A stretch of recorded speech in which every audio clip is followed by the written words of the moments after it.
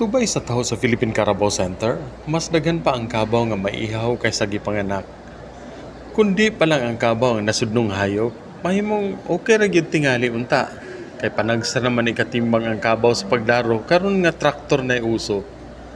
Apan sa kadako sa panginahanglan sa gata sa Pilipinas, nakita sa Philippine Carabao Center nga ang pagawtas kung masagop lang mahimo makasalbar sa pagkapuo sa kabaw aron dili na dali maihaw.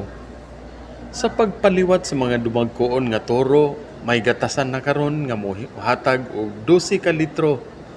Gatas nga iproseso aron mabaligya na sa mga merkado ug ikapainom sa mga batang wangkig, putot ug timbang nga gaan kaayo.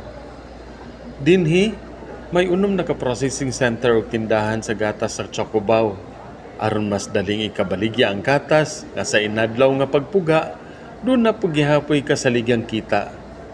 Sa tag 70 pesos ang litro sa gatas, nagkadaghan ang makamao nga manggatas.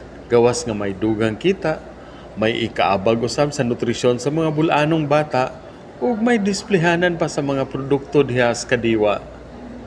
May nutrisyoso na nga gatas, aduna pa'y kabaligyaan sa mga produkto nga makahatag dugang ikapamugas ug kabaligyaan sa mga preskong lagutmon ug prutas. Gikan diri sa Libertad Tubigon sa ikalima nga Dairy Box Outlet alang sa Mayong Balita Central Visayas, Ray Anthony Chu, PIA Bohol.